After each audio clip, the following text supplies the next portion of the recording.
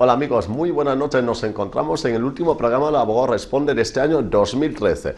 Y por supuesto no queremos hacer algo como todos los viernes, no queremos hacer algo, digamos, ordinario, entre comillas. Por lo tanto, aparte de cambiar obviamente nuestra vestimenta, nos hemos propuesto hacer una selección de lo mejor de este año 2013.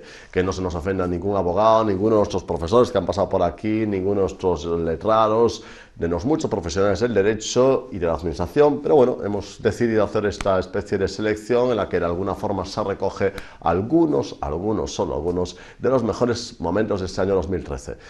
Y empezamos pues por el principio, no el mes de enero, que fue un poco especial, sino el mes de febrero, en el año 2013. En febrero decidimos hacer una despedida, como Dios manda, digamos, al que entonces era el juez decano de Ferrol, que lo había sido durante muchos años, Alejandro Morán, y ahora al efecto le hemos hecho una entrevista a la cual les hacemos esta selección. La labor diaria del juez admite matices la definición, pero lo sustancial es que el juez arregla conflictos de todo tipo, conflictos que son de naturaleza pública, conflictos de naturaleza privada, conflictos familiares, conflictos en el que está inmerso a lo mejor la comisión de un delito. La función del juez es esa vía de escape de la sociedad, de mantener y preservar la ley, aplicarla y con ello tratar de resolver un conflicto que se da entre particulares. Por eso, teniendo en cuenta esa definición de juez, parece bastante injusto, valga la redundancia, ya que tratamos el tema de la justicia, el que pues, prácticamente los medios de comunicación solo salen jueces que de alguna forma llaman la atención pues, porque ha salido pues, en libertad un presunto autor de un delito, o de alguna forma se ha adelgazado una pena que la sociedad, entre comillas, considera que es injusto pues, su tratamiento. Resultará un poco frustrante, ¿no? para los jueces que al fin y al cabo pues normalmente aciertan y normalmente no salen pues, en los medios porque nos llevan temas a lo mejor pues, que suscitan el interés de la gente. Es cierto que es muy frustrante porque además hemos vivido con cierta conmoción interna, ¿no? Las encuestas en las que se daba una valoración social muy baja al juez por parte de los ciudadanos, de sus conciudadanos. Y para nosotros es lamentable, porque la realidad es que el juez es un funcionario del Estado que tiene una carga de trabajo considerable, unas responsabilidades pues, de peso, tiene unas retribuciones que no son nada altas y lleva una vida profesional muy sacrificada que en ocasiones se ha equiparado a la de una especie de sacerdocio civil. Con tanto sacrificio, con tanto esfuerzo, ver que por alguna razón que a veces se nos escapa no se percibe por la sociedad de nuestro trabajo, pues es realmente frustrante, ¿no? Para nosotros es una cosa que nos ha producido mucha desazón. De alguna forma, cuando los medios de comunicación se ceban con algún juez concreto o alguna causa concreta, ¿no le da a veces al afectado un poco ganas de salir a la palestra y defenderse? Claro, supongo que al juez individual que se ve pues, sometido de repente a un mare magnum, a unas tormentas mediáticas por una determinada resolución, le apetecería salir a defenderse, pero el juez no puede, muchas veces es que no, le está vedado entrar en esa arena. Realmente el juez debe permanecer, pues sobre todo por ejemplo en el caso del derecho penal o en el campo penal, que es el más propio para mí, debe permanecer al margen de hacer oídos sordos a las críticas que se produzcan. No puede perder ni la garantía objetiva de imparcialidad ni la subjetiva.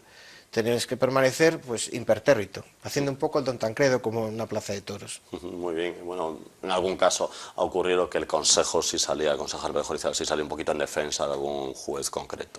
Se cuenta con los dedos de las manos la vez que ha salido el consejo en defensa de algún juez. En algunos casos sí, pero bueno, ha habido multitud de peticiones de apoyo por parte de jueces que el Consejo pues no ha contestado o ha considerado que no había razones objetivas para que el juez temiese por su independencia. Pero a veces hay jueces a los que se les ha sometido a un auténtico vía crucis por resoluciones que eran perfectamente asumibles por cualquier otro. Y entonces, en esa labor, digamos, de defensa de independencia judicial y de un poco de defensa de su dignidad, ¿quién juega un papel más importante? ¿El Consejo Nacional Judicial, el Ministerio de Justicia o la asociación, si es que pertenece a alguna asociación profesional ese juez?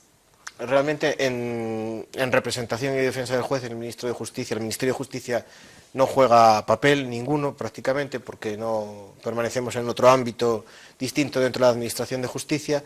El Consejo, que es el órgano de representación y gobierno de los jueces, debería asumir ese papel. Lo que pasa es que no creo que podamos asumir que ese papel lo desempeña de manera efectiva. Y las asociaciones, pues para la mitad de los jueces españoles que sí que estamos asociados, pues tienen un papel importante de apoyo de intereses corporativos, pero la mitad el restante de los jueces no está asociada y se encuentra muchas veces inerme frente a situaciones que no son de recibo. Seguimos en este especial fin de año, aquí en Televisión de Ferrol, en El Abogado Responde. Siempre hemos sido sensibles a los temas de actualidad, siempre, por supuesto, hemos sido muy sensibles a las cosas que les preocupan. Y, por supuesto, les preocupa y mucho el empleo. Y ahora, de efecto, trajimos a la Directora General de Formación, la cual nos habló de cursos de empleo, de cosas que hace la Xunta de Galicia de cara a los desempleados. Esta es una parte de entrevista que tuvimos con Ana Díaz. Ana, de las dos grandes áreas que llevas, tanto empleo como formación, supongo que te da más quebrados de cabeza la primera, ¿no? Están muy relacionadas y te explicaré brevemente por qué. Las dos áreas comprenden las grandes líneas en políticas activas. Las políticas activas son aquellas que están destinadas a mejorar la empleabilidad de nuestros trabajadores y, por lo tanto, salvando lo que sería un poquito el Servicio Público de Empleo de Galicia, o diferenciándolo en la materia de empleo, el resto de las políticas de empleo están absolutamente vinculadas a la formación. De hecho, nosotros decimos que la formación es la principal herramienta y la piedra angular sobre la que se tienen que mover todas las demás políticas activas, porque son las que en definitiva mejoran o empiezan a contribuir a mejorar esa empleabilidad. Por lo tanto, están estrechamente vinculadas y hasta tal punto están vinculadas y queremos que estén vinculadas que incluso en políticas activas que antes normalmente la formación era como paralela o discurría por caminos independientes, las hemos unido de tal manera que, por ejemplo, y te pongo un ejemplo muy sencillo, en las escuelas taller o en los obradoiros de empleo, toda la formación que se imparte ya le hemos vinculado a certificados de profesionalidad, porque es en la línea por la que queríamos ir en formación. Por lo tanto, son dos áreas, de hecho es la lógica que las lleve yo, que las lleve una misma persona, que los sustente una misma dirección general, porque no se puede concebir políticas activas en materia de empleo puro y duro sin una buena política activa en materia de formación para el empleo. Y repito, diferenciaríamos, si quieres, un poquito el Servicio Público de Empleo de Galicia, que es el tema, bueno, pues de cómo funciona, el tema del paro, por decirlo así, efectivamente, que estaría un poquito separado. Sí, efectivamente, Ana. Mucha gente se pregunta, pero vamos a ver, Galicia, ¿qué competencia tiene? Porque uno se acostumbra un poquito a ver pues, a la ministra de Trabajo, un poco a dar los datos del paro, las políticas de empleo. ¿Qué le quedaría a Galicia de esa política que parece, en principio, eminentemente estatal? Es muy sencillo. Vamos a ver, cuando hablamos de empleo y cuando hablamos de creación de empleo, de lo que hay que hablar es de crecimiento de la economía. Nos tenemos que situar en esa base. Es decir, ¿por qué crece el empleo? ¿O por qué se destruye empleo? Pues porque la economía va mal, se destruye empleo. Si la economía va bien, se crea empleo. Y evidentemente la competencia en materia de crecimiento de la economía es una competencia absolutamente compartida entre el Estado y las comunidades autónomas. Las grandes líneas política económica las va a dar el Estado, pero evidentemente la comunidad autónoma, en este caso la Xunta de Galicia, tiene muchísimas competencias. Cuando estamos hablando de lo que justo acabo de hablar yo, que son políticas activas, todas las competencias están transferidas a la comunidad autónoma. ¿Pero las políticas activas en sí generan empleo? No. ¿Quién genera empleo? Un crecimiento de la economía, genera empleo la industria, genera empleo el empresario que contrata. ¿Para qué sirven las políticas activas? Pues sirven para mejorar la empleabilidad. ¿Y qué es mejorar la empleabilidad? Es dotar a tus ciudadanos, a los gallegos y a las gallegas, de las mejores herramientas, de los mejores instrumentos, para que estén lo mejor preparados posible, para que cuando la economía mejore, cuando la empresa contrate, les sea más fácil insertarse en el mercado laboral. O dicho de otra manera, que es la otra vertiente, las políticas activas permiten que una persona esté mejor preparada, capacitada o cualificada para no perder su puesto de trabajo.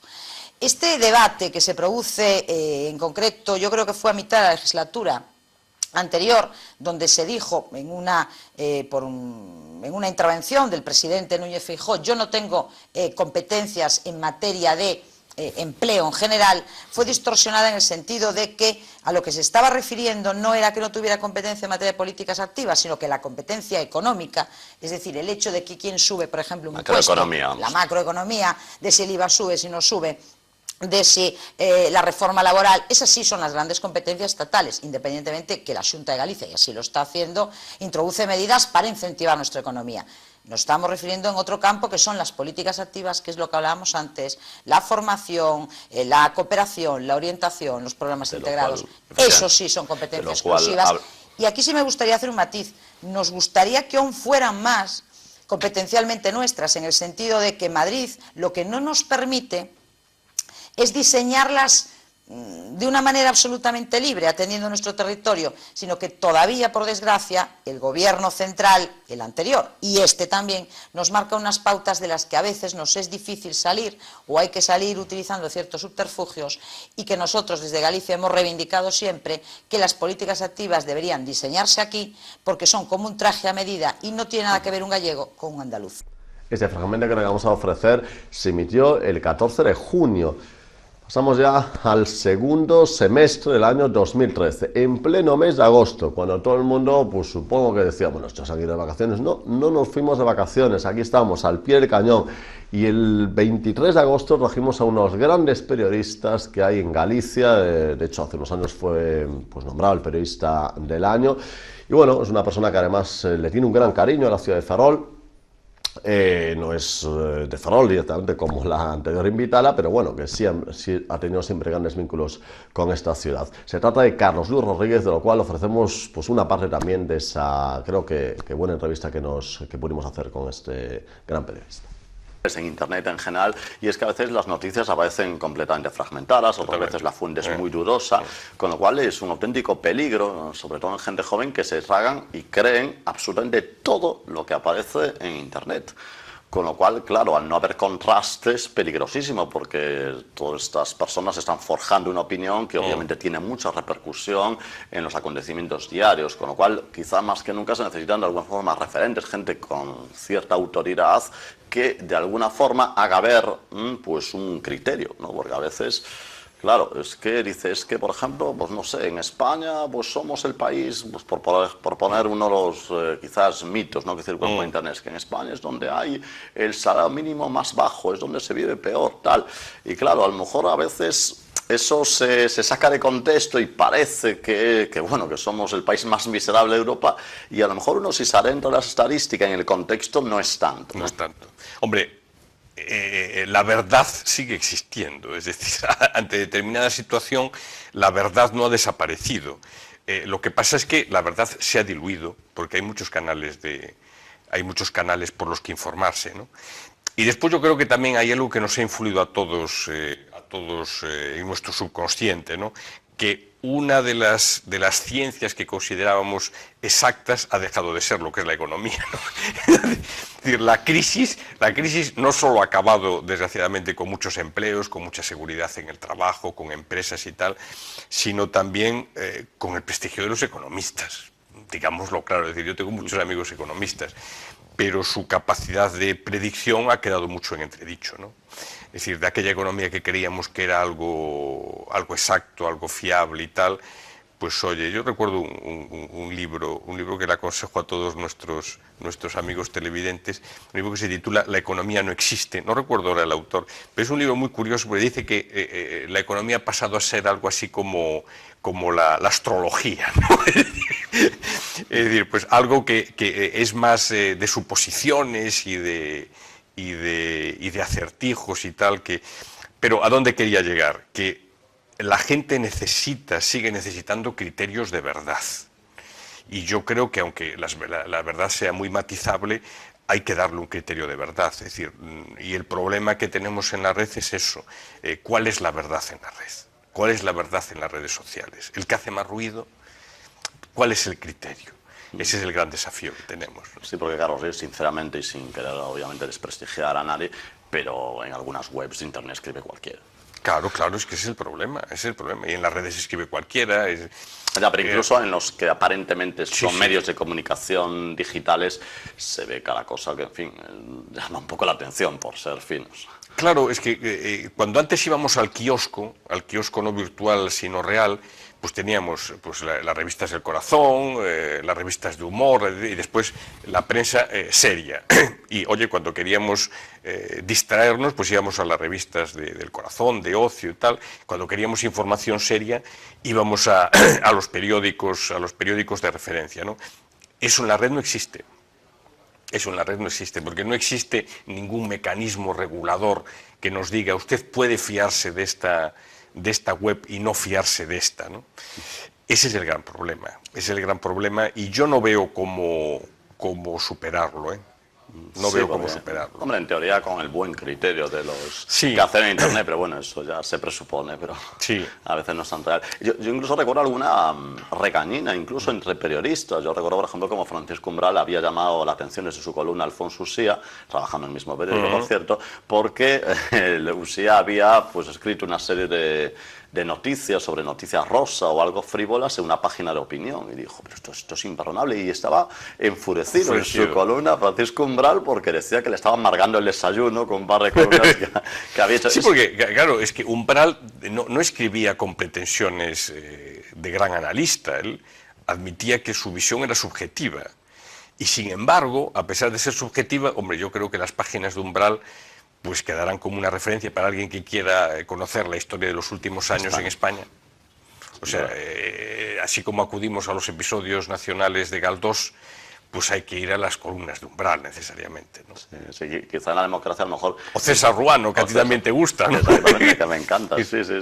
Y bueno, quizás en la democracia, entre Víctor Márquez Riviriego y el propio Umbral, podemos juntar casi todo... Sí, sin duda, sin duda. Aún no había acabado el verano y de hecho estábamos con esas entrevistas, digamos, pues más abiertas, ¿no?, que hacemos en El Abogado Responde, como la de Carlos Luis Rodríguez, que no es estrictamente un jurista, aunque sí estudió Derecho, por cierto, y pues en ese tipo de programas en los cuales pues ampliamos el foco y traemos a profesionales que sin ser juristas, pero bueno, pueden aportar mucho a lo que es los problemas de los consumidores y usuarios, un poquito ya el leitmotiv de nuestro programa. Trajimos a Miguel Ángel Bastos, profesor de la Universidad de Vigo, y el cual nos habló de economía, un tema que por supuesto interesa muchísimo, y estas fueron algunas cosas que nos dijo. Muchas veces se nos oculta, se nos disfraza lo que ocurre, pero aquí el profesor Bastos, que entre otras muchas virtudes que la adornan, está el que dice el pan pan y vino vino, ¿no? Las cosas por su nombre, ¿no? Allí en aquellos medios con los que colabora, que son muchos, pues se distingue, y yo supongo que en sus clases no tuve la fortuna de recibir su magisterio, pero me han comentado exalumnos suyos que en sus clases también pues se caracteriza por ser bastante claro. Intento. También. Na valla de Ockham. Es un principio teórico. Ten que ser o máis claro, explicar as cousas o máis claras posible sempre. Sí, porque sin adornadas. Porque ¿qué manía hay de políticos de todas tendencias, e incluso pues personas que no se dedican a la política, pero están en lo que es en el candelero? Sí. ¿Qué manía hay de engañarnos, no? Bueno, se usa un linguaxe técnico que ten... Sí, nos engaña.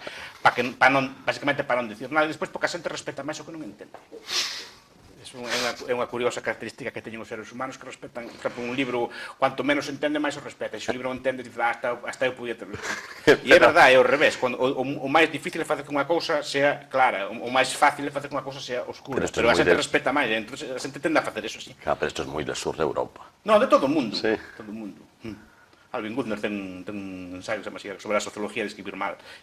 Explica eso, que a xente respeta na academia, no mundo tal, este autor que non hai que non entenda e tal. Que bueno es. Que bueno debe ser, claro. Eu que lle pasou a Keynes triunfou porque nadie entendía, pero eso non o digo eu, o dixo Galbraith. Nadie entendía, un libro ilexible, quien lea teoría general, pero claro... Keynes que intuimos que no es muy del... no le tiene un gran cariño el profesor Bastos a Keynes. No lle teño. Podemos ser que es un enemigo de la...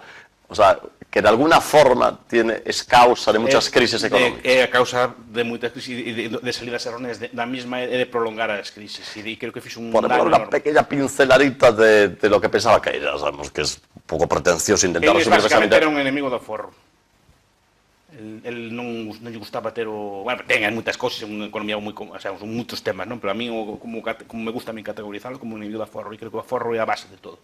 Él decía que non podía estar o diñeiro ocioso, tiña que haber que gastar.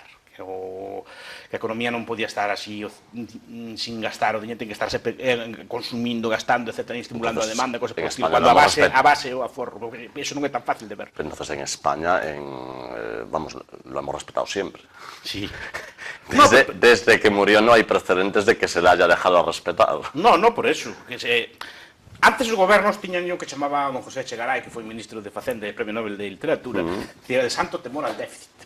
Que era unha cosa que os políticos tiñan horror e pavor, tiñan un medo enorme a gastar máis do que ganaban, como é lógico, como calquera de nós tendríamos ese medo. Como cualquier familia. Como cualquier familia, porque eso é outra cousa. Decir que o Estado non é como unha familia. O Estado ten as máis características económicas a esos aspectos como unha familia.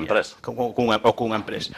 Entón, Keynes o que dixo foi quitoulle ese santo temor ao déficit da xente. Dixo que era bueno gastar, que era bueno incurrir en déficit, que non pasaba nada, etc. E de aí veñen todas estas... Y algunos de sus acólitos que escribe en New York Times dice exactamente lo mismo. Efectivamente, Paul Krugman... Estamos pensando en el señor Krugman, que critica cada vez que hay medidas de austeridad, él dice que es un error, que por eso, es más, yo le he llegado a leer al señor Krugman que la causa de la crisis es precisamente las políticas de austeridad, lo cual ya es echarle moral. Lo que sepa, vimos de 2001 o 2007... 2008, dunha etapa que para nada foi de austeridade. Foi unha etapa de consumo desaforado, de consumo en vivenda, sobre todo desaforado, e de austeridade nada.